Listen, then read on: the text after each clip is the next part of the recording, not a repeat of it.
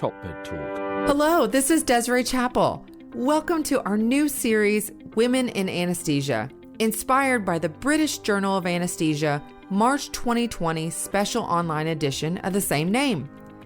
We are celebrating the brilliant work by our female guests and want to highlight our conversations and lectures with them over the years. Have a listen to this fantastic piece.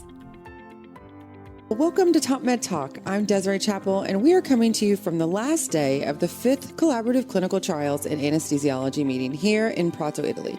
I'm joined by our Editor-in-Chief, Monty Mythen. How are you, Monty? Morning, Desiree. So we should probably, because this might be listened to in isolation, remind people this is a clinical trials meeting that takes place every 2 years, organised by Monash University, which is Monash is in Melbourne in Australia, where Professor Paul Miles uses this piece of real estate in Italy to put on a gathering of the clinical trialists of the world who bring their trials through the phases, those that are being thought up, those that are about to go live, and those that are finished. And it's this sort of mix, this potpourri of plans and thoughts and results. And the results we hear are all embargoed.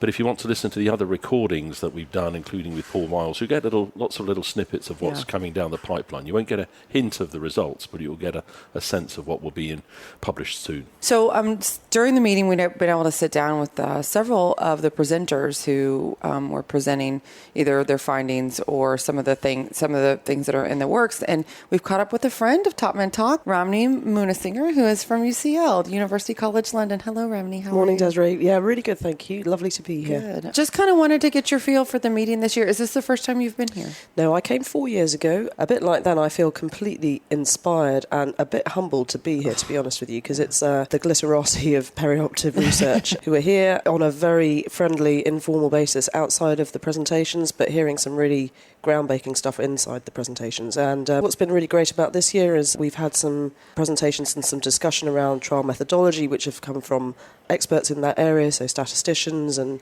epidemiologists and so on, and that's been really interesting as well. So yeah, I've learned a lot, had a lot of fun. Yeah, it's been really, really terrific. Yeah, I have heard so many people say they were so glad they heard Stuart Pocock. Yeah. His lectures and some of the stuff that one of the statisticians was talking Jess, about. Jess. Being able to take Jess that back. You know, I mean, even people that have been doing trials for a long time, they're like, oh, that's a great idea. Yeah, these guys are the experts. Yeah. And it's really, really great to hear them talk about innovation in trial design and also advise us. You know, we can tap into their expertise. It's brilliant. Yeah. I enjoyed the fact he gave the p-value of less than 0.05, the god of 0.05, a good trubbing. Yeah. He did. Yeah. Does the word trubbing make sense? No.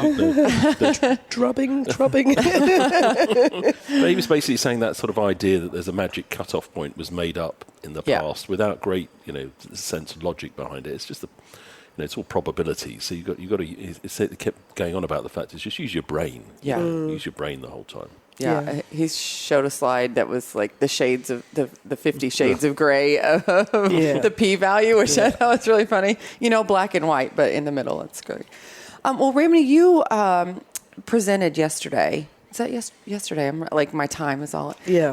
On the SNAP-2 trial. Yes. So can you tell us? I know we can't divulge everything here, but tell us a little bit about the design, because I thought that was really interesting. Yeah, so SNAP-2, so it was the second Sprint National Anaesthesia Project. It's run by the Health Services Research Centre based at the Royal College of Anaesthetists in London, and it's a cool methodology for a few reasons. The first is that we use what's come to be known as citizen science methods. So we try and recruit patients from every hospital in the NHS if we can, and we prey on the goodwill of our colleagues to give up some of their time for free to enable us to do that. And that's really great for two reasons, I guess. The first is that it encourages normal clinicians to get involved in research in a small way, which is fantastic. It's really good for the community.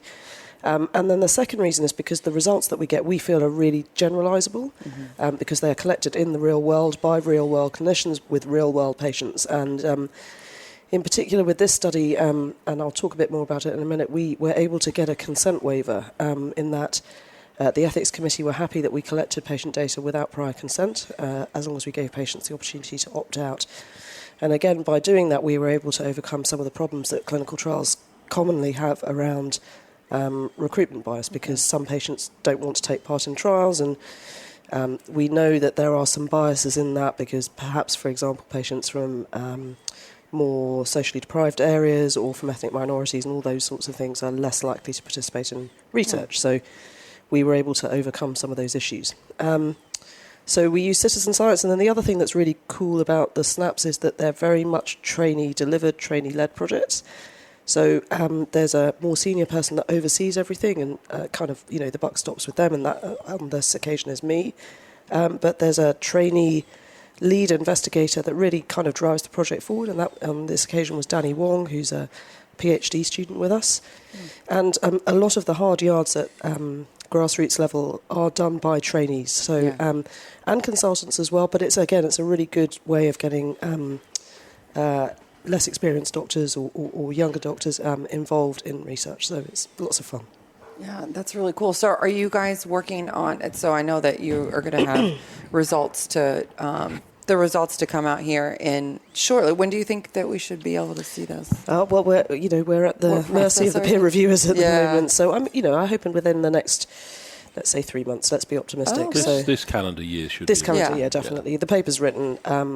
We're just actually, and again, coming to a meeting like this was really helpful because you can share your findings and you can get some feedback from the audience, and wow, Dan Sesler and PJ Desiree both coming up to me afterwards and saying, have you thought about this? And I'm a bit like, it's really nice to meet you. So it's very helpful. Yeah. So, I have thought about it now. Yeah, exactly. Thank you. So thank you. That's awesome. Yeah. Are you guys working? So you participated in the SNAP one as well? That was So I led SNAP one again with a trainee lead investigator that I mentored. So that was Ellie Walker, who's now a consultant at Great Ormond Street, and that was looking at patient-reported outcomes, short-term patient-reported outcomes from anaesthesia care.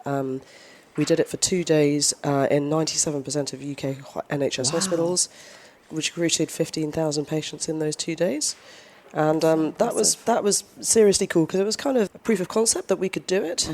And secondly, we got some really useful data from patients about the things that troubled them after surgery. And some of it comes as no surprise. Right. So the second highest prevalence of severe discomfort was associated with wound pain. So about 20% of patients said that they had severe pain from their surgery within 24 hours of the operation.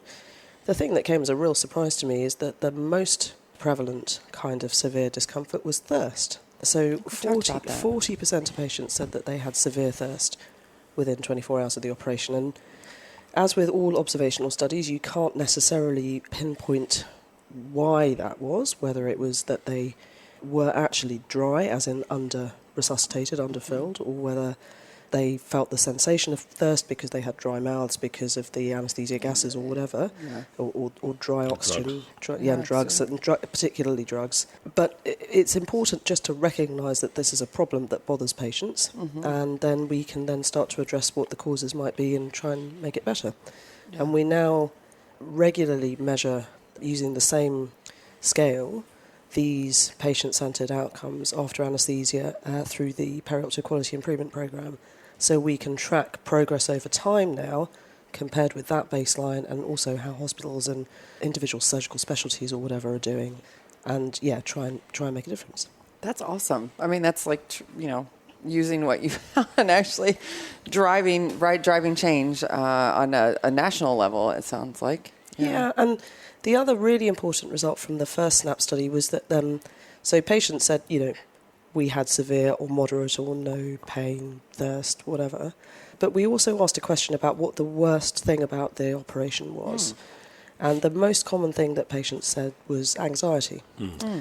Again, that came as a bit of a surprise to me, and it shouldn't really. It's kind of intuitive. Patient comes in for surgery, this is not normal, they would be anxious about it.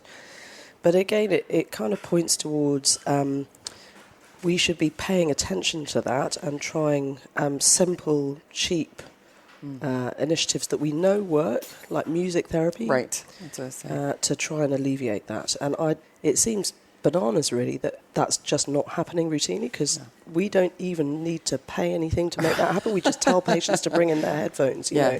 Yeah. But Do we know if it's a good thing or a bad thing to be anxious preoperatively? I know it's not nice. But has anyone explored the path of... I'm just throwing that question out there. It never struck me before. No, that's a really good point. We shouldn't assume that these... they might be protective in some way. Yeah, it's a bit like the paracetamol fever thing in critical care, isn't it? You know, we don't know whether actually treating a fever is a good or a bad thing. Yeah, okay, that's an idea. You heard it here first. I don't know. I mean, that's a... I think we should know before we assume that giving anxiolytics... anyway, moving on. Yeah. I think an important point to what you said is that we're just desensitized to a lot of the things that are happening on the patient side because we've just given drugs to treat that the whole time. So you just don't even think that it's, you know, I mean, you kind of know it's a problem, but you don't think it's a major problem because we can treat it. You know, giving the anxiolytics. So if I'm on that, it was interesting to note when we interviewed Paul Pomerantz at the ESA, the European Society of Anaesthesiology, about the ASAs initiative this year. I think he said it was all about sort of putting the patient back at the centre of everything. He did. Reminding ourselves that we should care more about the patient. That's a recurring theme. This sort of, you know, loss of those basic elements. And also, we're talking to the president of the ASA, Linda Mason, about remembering that we should care about each other as well, because we seem to have lost that too everywhere. Everywhere is overstating it, but everywhere that we work, you know, we're perhaps not being as caring as we should be for the patient, and we're not looking after each other properly. I think that's a really important point. I think so the looking after each other from a professional capacity thing is becoming an increasingly highlighted issue. All the attention that's being paid in the UK in particular around junior doctor fatigue and all those sorts of issues. And it's great that people are talking about it because that's the first step towards doing something about it. In terms of caring for patients and kind of returning to that aspect of being a physician or a nurse or whatever, I think that's critically important. And I think also as technology takes us, you know, zooming forward, so much of what we do in terms of technical skills and so on is going to be replaced by machines. Yeah. And actually what will be left is the caring side and helping patients to make the right decisions for them. These are things that at the moment and for some time I think are only going to be possibly done by humans. Yeah. But quite a lot of the rest of the art of medicine, full stop, and anaesthesia in particular, will be increasingly taken over by automation. So we do need to return to those values, I think. Yeah, what were we talking about just the other day? Maurizio talking about capillary refill, you know, for that. And as a resuscitation endpoint. So touching the patient. And we had this conversation, and right. And we were having that conversation, and I started to reflect on as I've done rounds on patients post-operatively or even gone to the doctor myself, you know, before, I mean, that, and when I was a nurse, you know, you do your assessment, but there's a lot of touch to that. There's, you know, and the physical connection with your patient, which you are in tune with them whenever you do that. And, you know, whenever it's just your stethoscope that you're putting on the patient. What's a stethoscope? Exactly. I mean, that's when you go to the doctor. That's about it. Not anywhere else. But, you know, and when you're just using those tools, you're just totally going to lose that. And I think so much can be gained from it. And hopefully that as we turn the focus back to patient, we don't lose that aspect of it. It's not enough just to think about what they're feeling. It's you know, asking them, touching them, you know, physically connecting. That sounds kind of bad, but connecting with them. You know, I know exactly what you mean. So switching gears just a little bit, Ramani. First of all, the BJA, the British Journal of Anaesthesia, had a whole afternoon session for women in anesthesia and research academics and medicine, and you participated in that. And I know that these are a lot of things that you've done kind of in this space. And I just kind of wanted to get your feel for that session and just get your opinion kind of on the state of the world right now when it comes to women in medicine and women in healthcare. So tell us a little bit about what you felt came out of that session. So it was an afternoon that was organised by Paul Miles, but with support from the BJA to focus on issues around supporting women who want to be involved in anaesthesia research.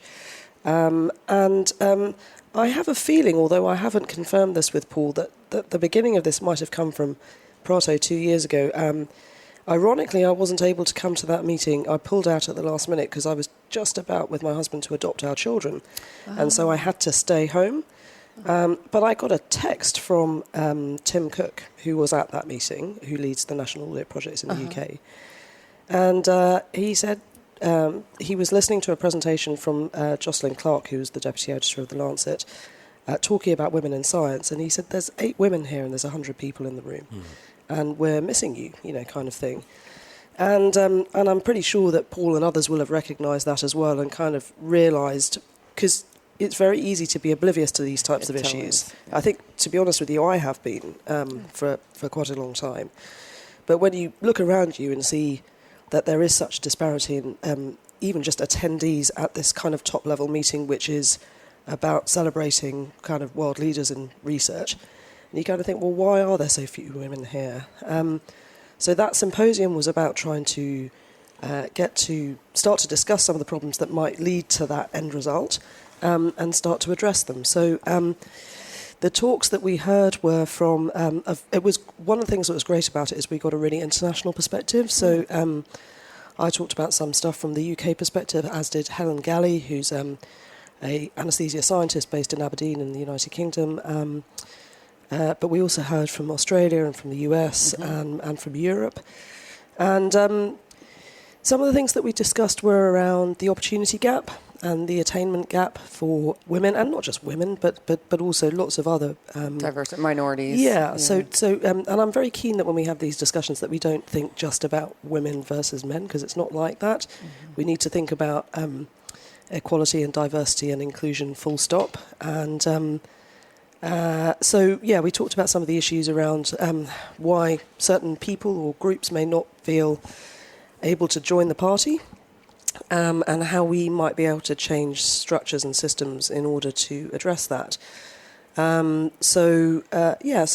actually looking at data, my talk, when I was researching it, made me look at data that are out there about the proportion of women in the medical workforce in the UK, in the anaesthesia workforce in particular. I was quite surprised to see that, because I always assumed that anaesthesia was quite a feminised specialty, but actually it's not the case. 60% of anaesthetists are men. And then looking at the balance of men and women in academic positions across the board and in anaesthesia. And what was interesting to me was that the problem is not unique to anaesthesia. Yeah. Anaesthesia has historically had fewer academics proportionately than lots of other hospital specialties. But the split between men and women is no different to other specialties. So that, in many respects, gives me hope that there are solutions that can be applied across the board in healthcare and healthcare research that will address this. But I suppose the other thing that it really made me think about is that we can't try and find solutions to this issue in isolation, either as anaesthetists or as academics. This is a societal thing, So simple things like, for example, a few years ago, the government said, the UK government said that parental leave can be split between both parents, if there are two parents. But only 2% of UK couples take up that opportunity. And so it's there, but for whatever reason, there's still the imbalance. And so until we give men the opportunity, frankly, to spend more time with their kids and take that time out, if that's the way that your life is going, for example, which I would hope is advantageous to men as well as to women in terms of career progression and just work-life balance and all those things, then it's going to be very, very hard to address any issues within the confines of a single hospital specialty or a university system or academic medicine, full stop. Yeah, for sure. I mean, it definitely, but that's a global thing. It is. I mean, and like you said, the societal aspect of it. I mean, men have always just typically been, the breadwinner, and women are the children, they're are at home with the kids or taking, whatever that is. And it's just like that tradition, it's just been hard to break. Yeah. But I think things are moving. Things are moving. And there are two sides to every story. My husband does a lot of the childcare for our kids, and that's hard for him because sometimes he goes into rooms full of other parents, and most of them are women, and he's Yeah. not necessarily made to feel all that welcome, and that's tricky. So we've all got stuff to learn in every aspect of our lives about how we do these things. But what's really, really terrific is that people are talking about it, because... Did you get the impression that Australia was in a better place? Not particularly. Okay. Anywhere in a better place? So, no, I think that... I know that in terms of societies, some parts of Scandinavia have a more progressive attitude towards the childcare thing, for example. But that's because they made the changes that we're trying to make now 20 years ago. So it's had that time to embed. I think no, I didn't get the impression that there was anywhere in particular that was sort of streets ahead of us in terms of academic achievement or attainment for women and men. And the Athena SWAN endeavour in the UK, what's your impression on? So it's difficult, isn't it? Because I think so. The Athena SWAN initiative, just in case people don't know, is around trying to bring gender equity to the university system, essentially, and provide an environment that is fair to both men and women. And there are metrics that universities have to provide in order to demonstrate that they are paying attention to this issue. And you get graded. And it's got real teeth now, because bronze, silver, gold. I don't know if it goes to platinum, but there's bronze, silver, gold, and it's got teeth now because the big funding body in the UK, the biggest sort of clinical research funding body in the UK, the NIHR, will not give programme funding to institutions who have less than a silver award. Oh, wow. So that's kind of got... And actually that's hit my own institution recently, because we've only got a bronze in my division. So track fellowships, like academic clinical fellowships and clinical lecturer posts, we're not allowed to apply for now. So it kind of has got real teeth. The difficulty with initiatives like Athena SWAN is they start out with the best of intentions, and it's very easy for them then to just suddenly flip into being tick boxes. And so, and cultural change is the thing that we're really trying to engender, and that can be difficult to measure and difficult to demonstrate. But but it's again, it's good that people are talking about it. But I wonder whether that type of initiative might modify over time, evolve over time.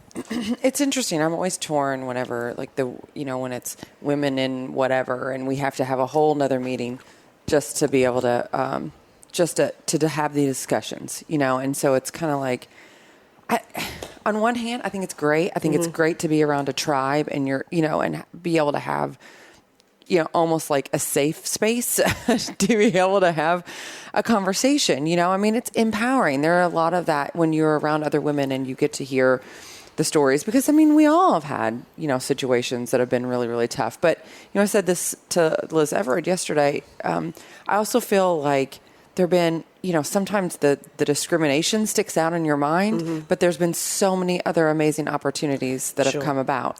And because you're a woman, or because you're intelligent, or because, whatever. And so I turn around and I'm like, these like this special women, get-togethers, or whatever you want to call them, like, kind of feels like, like, are we being victimized? Are we, it almost feels like a step back to have a sort of special thing to talk about it. I understand what you're saying.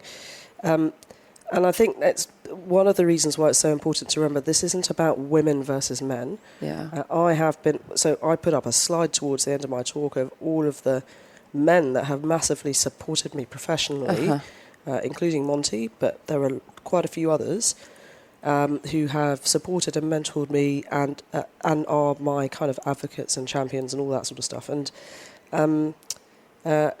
you don't have to be a woman to support another woman. Yes. And actually, it's really important that we remember that, because there are currently still more men in positions that are able to nurture future academics or leaders. And as I say, I think it is mostly just about trying to get people to think about it, because it's so easy just to be oblivious to the issue. So one of the things that I'm keen to discuss, and for the NIAA, for the National Institute for Academic Anaesthesia, I'm leading a small group to try and look at some of these issues, to try and make some recommendations to the NIAA partners, who are the College of Anaesthetists in England, the Association of Anaesthetists, and the two big UK anaesthesia journals, the BJA and Anaesthesia, we want to be able to make some recommendations that they can take or leave about how they can support this type of initiative. And so one of the things I'm keen to discuss is whether when you submit your research manuscript to a journal, you just put a stock statement in there about the gender balance of the authors. And you don't get judged on that. It's not part of the peer review process. There's no right or wrong answer. But if you're writing your manuscript and you realise that your entire writing team is men or women, Right. and you kind of might think, oh, that's a bit funny, isn't it? Because that's not the world that I work in or live in. And it might just make you think, if you're the lead for that, you're the person actually writing it, you might think, maybe I'll think about this a little bit more next time when I'm building my team to deliver my project. Yeah. And again, it's just about trying to make people think about it and talk about it. Yeah, I think that's a fantastic idea. So two things came up in discussion last night. I mean, most of the chat happens after the meeting, doesn't it? One area was returning to what Liz brought up yesterday about the risks of tokenism. Yeah. Because I'm sure that you're getting loads of invites. Right? You get loads of invites because you're Ramani Moonesinghe, okay? But then when they see that you're female and a woman of colour, I'm maybe loading the bases here, but I'm guessing you're overwhelmed with invitations to check some boxes. I push back hard on that if I'm talking nonsense, Ramani. The other one in conversation was that very successful women are harder on women than men. Yeah. Mm-hmm. Okay, so the There's first one... two bits, yeah. So 2 bits. The first one, so yes, I've noticed... so association, not causation. I've noticed quite a steep increase in the number of invitations I'm getting, and it partly might be because I'm doing more stuff, and it partly might be because people are paying more attention to this issue. And I think the answer to the question is not to repeatedly invite Ramani and Denny and Liz and Kate Leslie and so on to every meeting. It's to bring on new people to come and speak at these meetings, and that is equally true of men and women. But we should be paying a bit more attention to bringing on new female... fostering them and mentoring them to be able to do it. Yeah. And we all, men and women, have a role to play in that. The second one about the sort of... I guess it's the glass ceiling thing. The fact that the harshest people, the people that are hardest to satisfy, as it were, are the senior women. I think that historically, I'm told that has been the case. I've been not so much in academic medicine, but in sort of leadership roles. So I've been supported quite well by some quite senior women, like, for example, Anna Batchelor, who was the Dean of the Faculty of Intensive Care Medicine, Judith Hulf, who was the President of the College of Anaesthetists. So my personal experience is that I've never had that. Yes. But I know from talking to other people that it has been the case, and we've got to really stop that. I get the impression that time is passing. Yeah. Yeah, that I haven't noticed it. Maybe I wouldn't have the same radar for it. I think I noticed it when I was younger. Yeah. But I think it's passing. Yeah, I think. I mean, my understanding of the root cause of that was that things were so tough for women before that they kind of felt, I made these sacrifices, whatever those were, and why should I make it easier for the next person? And I think, I do feel that time is passing. And I'm glad to say that that has not really been my personal experience, which is great. So I think very positive things for meetings, give some takeaways, is if this shout out for, if you have an all-white male panel, you should take a photograph of it and you should tweet it, name and shame. I'm not driving that campaign, but that's made me think. I notice a lot more, and I think, wow, that is another panel that is old, white men. Yeah. I don't want it to be a shame thing, though. No, it's not a shame thing. I know, but I mean, like, you do that, and you're like, oh, look at this.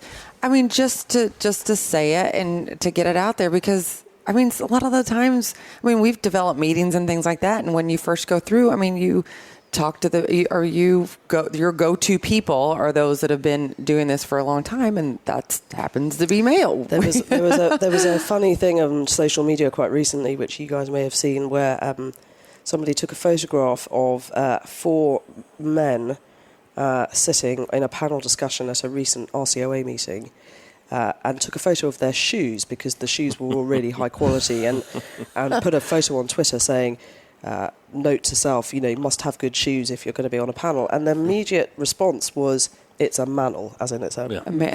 But actually the truth behind that is that, probably because I wasn't wearing very good shoes, he didn't take a photo of me who was chairing the session.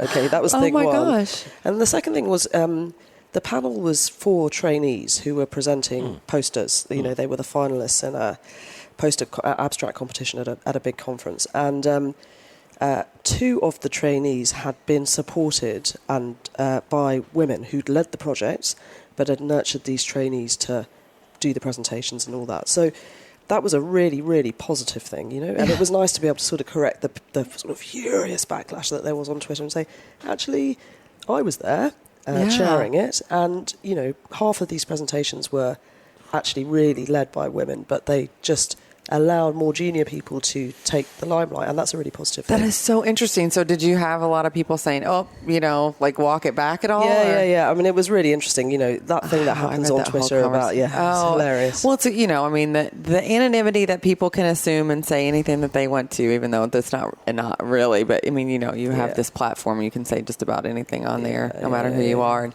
it's really easy to cast judgment. It really is. And it's very, very important to know the truth behind things.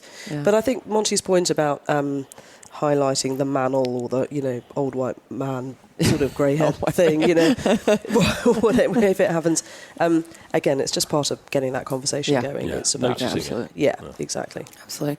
Well, Ramani, thank you so much for sitting down. We could talk all day. I love it. Lovely. Hopefully we can catch up maybe at PUM. That'd be great. And talk a little bit more about what you're doing with the Peak Equip stuff and see where we are with that, and just congratulate you for all the amazing things that you're doing. Thank you. I mean, because you really represent so much that's very important to me, and everything that you're doing for your country, the NHS. I mean, these are big projects, and it takes a lot, I know, and so you're doing amazing things. Keep up the good work. That's it. Right. Thank you, Desiree. It's been a real pleasure. Right. Thank Cheers. You. Bye-bye. Top Med Talk. It's Desiree Chappell here. Just a quick reminder, subscribe to Top Med Talk. We're a daily source of news and conversation focused on perioperative care. We bring you all the latest talk from all the major conferences in the perioperative space. We can also be found on Twitter, Facebook, LinkedIn, Instagram, and we now have a free mailing list with special offers and additional goodies for subscribers. Go check us out at topmedtalk.com. That's www.topmedtalk.com.